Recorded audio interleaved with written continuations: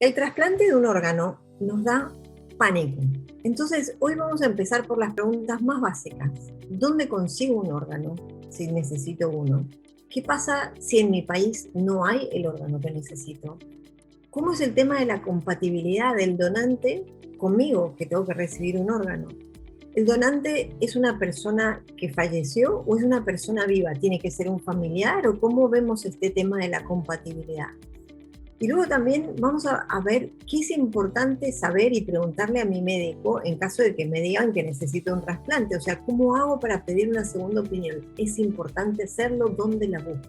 Si estás en esa situación, o si alguien que tú quieres se está enfrentando a un trasplante de órganos, quédate aquí porque hoy vamos a hablar con un súper experto, el doctor Caicedo, que es experto en trasplantes de órganos en el Northwestern Memorial Hospital en la ciudad de Chicago. El doctor Caicedo nos va a educar sobre estos temas tan importantes para tu salud. Bienvenidos a Martes Saludables, donde te traemos la mejor calidad de educación para pacientes de la mano de los mejores médicos de los Estados Unidos. Doctor Caicedo, es un auténtico placer tenerlo con nosotros. No sabe cuánto le agradezco que podamos educar a nuestra audiencia sobre este tema de trasplantes, que usted es un experto en cirugía de trasplantes específicamente, ¿verdad? Claro que sí, Mariana, es un verdadero placer estar contigo y con tus oyentes. ¿Cuáles son los órganos que son trasplantables? O si son muchos, ¿cuáles los que no son trasplantables? Ok, correcto. Entonces, ¿qué órganos se pueden trasplantar? Se puede trasplantar corazón, pulmones, riñones, hígado, páncreas e intestino. Esos son los órganos. Se pueden trasplantar también tejidos, por ejemplo, las córneas, se puede trasplantar huesos, se puede trasplantar ligamentos, se puede trasplantar válvulas cardíacas, se puede trasplantar piel. Entonces, un solo donante fallecido, por ejemplo, puede ayudar a 25 a 50 pacientes a salvar su vida o a mejorar su calidad de vida, dependiendo cuál es el problema que tienen y si donaron órganos o tejidos. Y ahí está la importancia de registrarnos como donantes de órganos, ¿no? Claro, y no solamente registrarnos, sino compartir con nuestra familia y seres queridos nuestra intención de donar. Que como dicen, Dios sabe que los órganos los necesitamos acá, no en el cielo. Qué bueno. Una sola persona puede salvar muchas vidas acá. Y ya no se justifica llevárnoslas al ataúd o a cremación o algo así cuando los órganos pueden salvar vidas todavía, así nosotros estemos muertos. Aquí en Estados Unidos se están haciendo más de 20,000 trasplantes de riñón al año. Se están haciendo más de 8,000 trasplantes de hígado al año. Ya esto para darte una idea. Pero la necesidad de trasplante es muy alta. Hay más de 100,000 pacientes esperando por un trasplante de riñón y solo trasplantamos 20,000. ¿Y por qué no trasplantamos a todos? Es porque no hay suficientes órganos para trasplante. Esa es la gran limitante. Hay más de 13,000 pacientes esperando por un hígado y trasplantamos alrededor de 8,000 trasplantes de hígado al año. O sea, la gran mayoría no se trasplanta y de nuevo, la gran limitante es que faltan órganos. Los órganos provienen solo de seres humanos. Pueden ser donantes vivos o pueden ser donantes fallecidos. Se está trabajando en órganos bioartificiales, se está trabajando en senotrasplante, es decir, tratar de utilizar órganos de otros animales. Por ahora no es una realidad. Okay. O sea, por ahora es solamente de seres humanos. Por ahora es de seres humanos, vivos o cuando se fallece. ¿Y hay alguna diferencia por ejemplo, en si un órgano necesita ser de un ser vivo o de alguien fallecido o no? No, el asunto es más qué opciones tienes, por decir algo. Si es un trasplante renal y si llevas muy poquito, todavía no estás en diálisis, no vas a tener acceso a un donante fallecido, muy seguramente, porque los órganos se distribuyen de acuerdo a cuánto llevas en la lista de espera o cuánto llevas en diálisis. Y si acabas en la prioridad, me imagino. Correcto. A pesar de que necesitas el trasplante, vas a tener que esperar 5 a 6 años aquí en Chicago, en Illinois. Pero si te vas a California, hay que esperar 7. Si te vas a Nueva York, en algunas áreas son 10 años. En cada región se espera se espera diferente, no es siempre la misma tiempo de espera por un riñón. Entonces, si vas a esperar tanto tiempo y de pronto mientras esperas te puedes morir, la mejor opción es un donante vivo, ¿cierto? Un donante vivo, claro. No sabe la cantidad de preguntas que tengo para hacerle, porque también está que usted fundó el primer centro hispano en los Estados Unidos de trasplantes de órganos, ¿no? Sí. Entonces, sí, resulta que a pesar de que los hispanos somos la minoría mayoritaria de Estados Unidos y tenemos uno de los crecimientos más grandes como población en general, y cuando hablamos en la lista de espera, de hecho las minorías somos las mayorías esperando por un trasplante de órganos, los hispanos somos los que más estamos creciendo en la lista de espera de órganos. Y resulta que antes de empezar el programa hispano de trasplantes de Northwestern Medicine en el 2006, nadie tenía un programa dedicado a los hispanos. Todo el mundo trasplantaba a hispanos, sí, pero no había programas dedicados a los hispanos. Y eso es muy diferente. El asunto es, hoy en día, tenemos que personalizar la atención de cualquier paciente. Lo mismo que en cualquier industria, hay que personalizar la atención de ese cliente. Para nosotros en medicina, de nuestros pacientes. Y no se puede darle la misma estrategia o la misma aproximación a todos los pacientes. Es decir, los hispanos no somos caucásicos, no somos afroamericanos, asiáticos, tenemos diferente cultura, idioma, costumbres, y tenemos que entender cuáles son las diferencias de cada uno para prestarle la mejor atención. Entonces, conclusión. A ver, cuénteme una diferencia que impacta, por ejemplo. Bueno, son muchas. Primero que todo, empecemos el idioma. La mayoría de los hispanos en Estados Unidos hablan, el 75%, hablan español en la casa. Si uno va a hablar de algo que pueda comprometer tu vida, que te puedas morir, o cosas importantes en la vida, vas a querer entender lo máximo que puedas. Y si te hablan en un idioma donde entiendes un 50, un 60, un 70, un 80%, ese 20, 30 o 50% que no entendió puede ser más grave que la misma enfermedad en sí.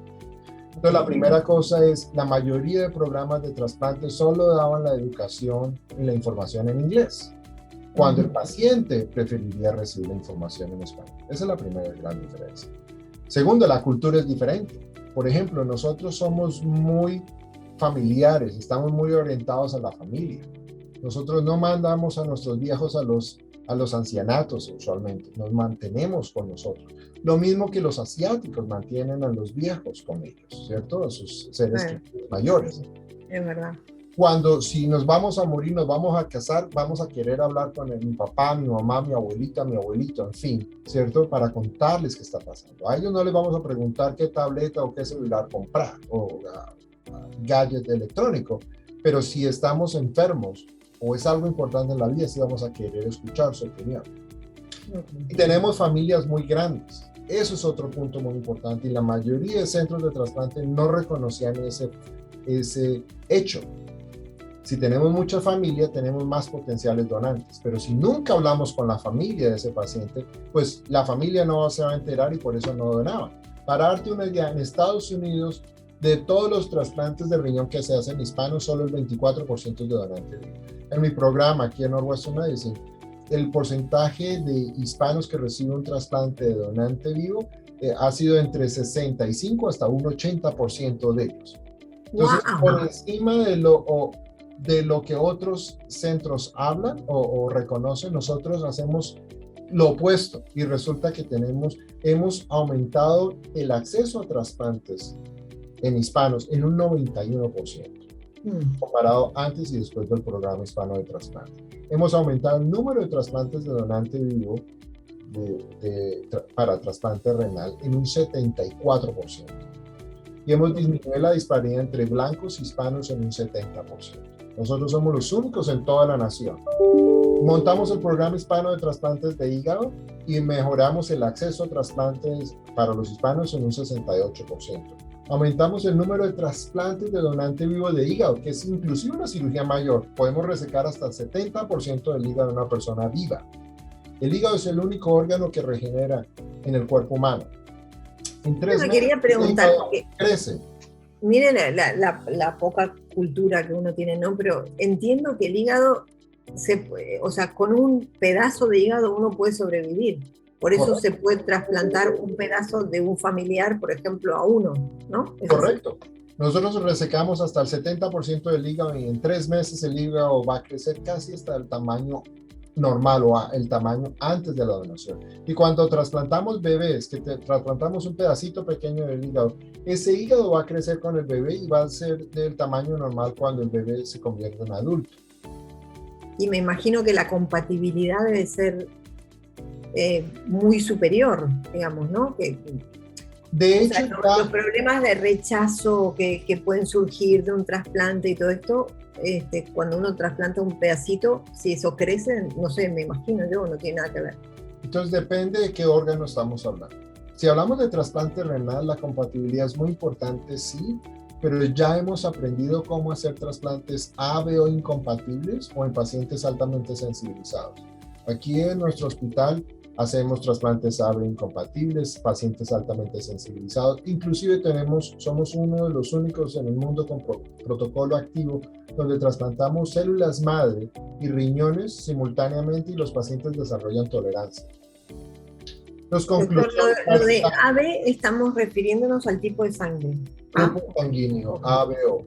Entonces, por ejemplo, ya se puede, si tienes un donante vivo, así no sea compatible contigo, sí ya se puede hacer el trasplante. Eso no es una contraindicación absoluta. O la otra cosa que podemos hacer es un intercambio pareado de donantes.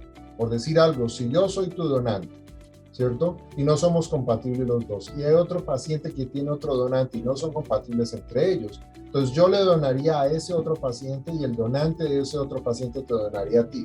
De esa manera los dos se trasplantan. Nosotros hemos hecho hasta 8 trasplantes simultáneos. Donde un buen samaritano, una persona que quería donarle el riñón a cualquier otro ser humano, facilitó que 7 otras parejas se pudieran trasplantar y el último donante le dio al tope de la lista de espera de nuestro hospital. Entonces, todas esas cosas son factibles hacerlas. Doctor, le quería preguntar, usted me imagino que habiendo fundado el Centro Hispano de Trasplantes, recibirá muchos pacientes de América Latina. Sí, bueno. Entonces, sí, claro que sí. Entonces, la primera población a la que servimos es la población que está cerca. En Chicago, el 30% de la población es hispana, el 30% es afroamericana y el 30% es blanca. Entonces, conclusión, hay mucho hispano aquí en Chicago, ¿cierto? Es la primera población que estamos sirviendo. Hay población que viene de Illinois, de otros estados cercanos a nosotros y también de Latinoamérica. Vienen pacientes buscando servicios donde aquí tengo ya más de 50 personas trabajando conmigo que hablan español y son hispanos. O sea, no solamente son bilingües, sino biculturales. Una persona residente en América Latina necesita un trasplante. Primero, ¿entra en la lista de espera de los Estados Unidos? Sí. No. Entonces depende de dónde está el paciente. Si el paciente está acá, ¿cierto? Y viene y nosotros lo valoramos, va a estar en la lista de espera nuestra, aquí en nuestro país, ¿cierto? Pero si el paciente está viviendo en Colombia, en Bogotá, ¿cierto? Van a ir a un centro de trasplante en Bogotá y los van a evaluar ellos y lo colocan en la lista allá, ¿cierto? Y se trasplantan allá. Entonces, ahora bien, si el paciente quiere venir a los Estados Unidos a trasplantarse, pues son cosas que también es factible. Si tienen donantes vivos, pues es mucho más factible hacer los trasplantes. Porque la gran limitante es que no hay órganos para todo el mundo. Hasta que no podamos generar órganos bioartificiales o tengamos órganos, por ejemplo, de animales o algo así para hacer el xenotrasplante, no vamos a poder cerrar la gran disparidad entre los pacientes que están esperando por un órgano y los pacientes que se pueden trasplantar. Digamos, aquí a nosotros hacemos 300 trasplantes de riñón al año. Este año vamos a terminar con 300. De hígado estamos haciendo alrededor de 110 a 130 trasplantes de hígado al año. En niños hacemos alrededor de 20. Trasplantes de riñón de niños hacemos alrededor de 30 en este momento. Trasplantes de páncreas entre 20 y 50, no es tan frecuente. ¿Qué más nos puede contar sobre qué es importante a la hora, por ejemplo, si a una persona le dicen, ok, la única opción es hacer un trasplante de hígado, tomemos, o de riñón, ¿no? ¿Qué tiene que hacer una persona? Lo primero creo que es cuando se le dice a un paciente necesita un trasplante, entonces viene un susto muy grande, ¿cierto? Muchas personas dicen, no, yo mejor de pronto ni me lo hago, ¿cierto? Porque de pronto los resultados van a ser terribles. Y lo primero que hay que considerar es pacientes sin el trasplante tienen una alta mortalidad, ¿cierto? Si estamos hablando de hígado, se creó un puntaje que nos predice cuál es el riesgo de mortalidad a 3 meses. Se llama MELD, puntaje MELD, basado en unos exámenes de laboratorio que miden la función renal, la coagulación, la función del hígado, y de acuerdo a ese puntaje podemos calcular. El puntaje más alto implica que el riesgo de mortalidad a 3 meses es de 70-80%. O sea, de 10 pacientes, 8 de pronto van a fallecer. Pero si el MELD es bajito, de todas maneras 15 a 20% puede fallecer. Eso significa que la sobrevida puede ser de 80 o puede bajarse a 20%. Ahora bien, si se trasplanta, la sobrevida del trasplante de hígado en este momento es alrededor del 90-95% a un año, ¿cierto? Y si el paciente sobrevive más de un año, se va a prolongar su vida, ¿cierto? Todos nos vamos a morir algún día. Nadie es eterno en la vida, como dice el bolero, ¿cierto? Algún día nos vamos a morir, pero la idea es que mientras estemos vivos que podamos disfrutar esta vida, ¿cierto? Y tener una buena calidad de vida. Con el trasplante aumentamos la sobrevida y por eso se hacen los trasplantes. Si no trasplantamos el paciente hay una gran mortalidad y una calidad de vida muy pobre. Si trasplantamos, el objetivo que se quiere es prolongar la existencia, ¿cierto? Poder vivir y tener una mejor calidad de vida. Entonces, sin trasplante, mayor mortalidad. Con trasplante, mayor probabilidad de sobrevivir con mejor calidad de vida. ¿Tiene sentido? Lo primero, entonces, es entender eso. Lo segundo sería buscar una segunda opinión, o diríamos que tenemos que empezar en la campaña de buscar un donante, que evidentemente el médico y el hospital tienen mucho que decir, pero también con la familia. ¿Qué sería lo siguiente que tenemos que hacer? Entonces, lo primero, entonces, si ya entendemos que necesitas un trasplante, es importante hablar con la familia para que ellos entiendan.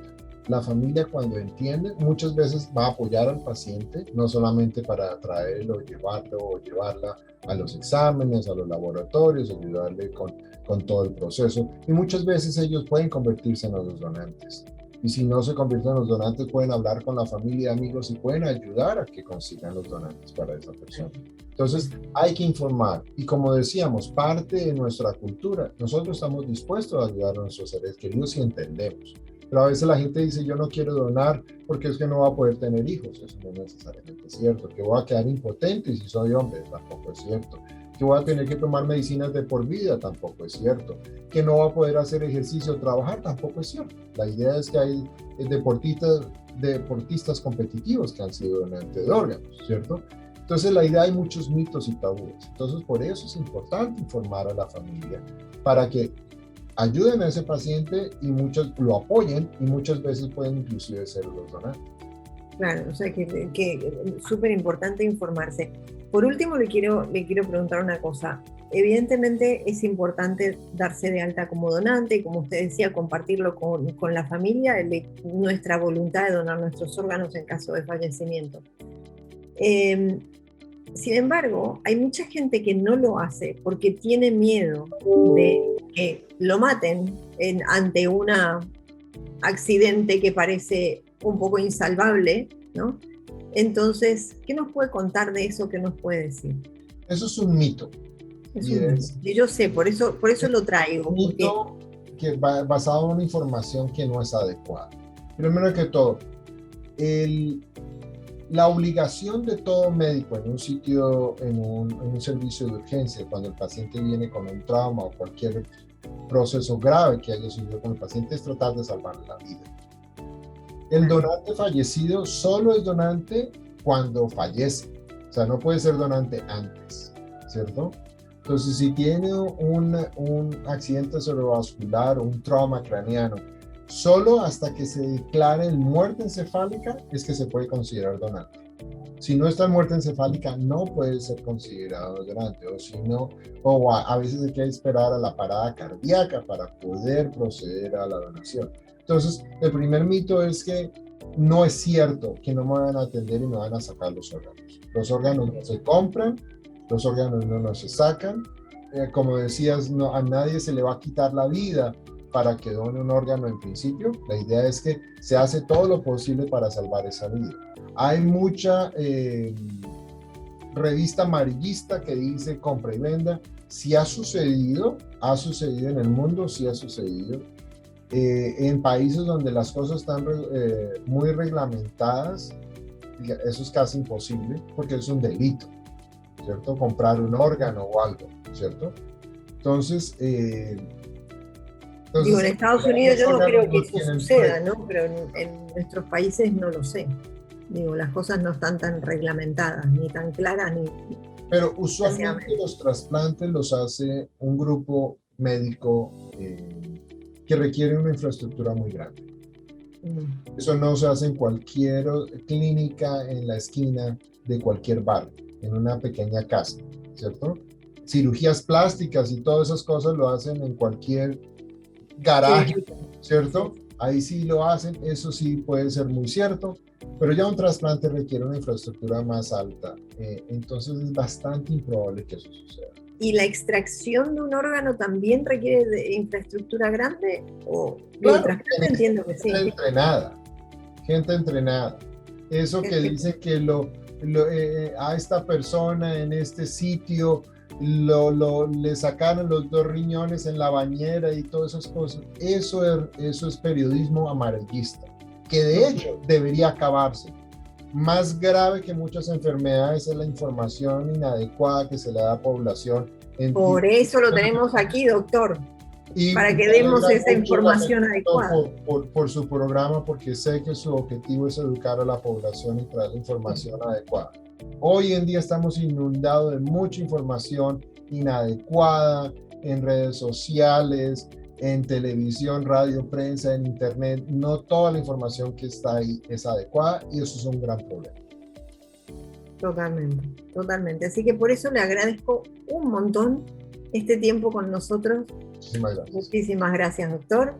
Y a ustedes, si están viendo esta entrevista, recuerden que si el tema médico les interesa, nos tiene que interesar, porque es nuestra salud. Y por eso hablamos de estos problemas tan específicos y que son muy frecuentes, que en algún momento alguno de todas estas cosas nos va a pasar. Eso no es si me pasa, no. En algún momento, desgraciadamente, nos va a pasar, nos vamos a enfrentar. Y cuando nos enfrentemos a ese momento, ahí están estos doctores para darte la mejor calidad de atención, de educación y de información. Así que no te olvides de registrarte en nuestro canal y nos vemos en el próximo episodio de Martes Saludables.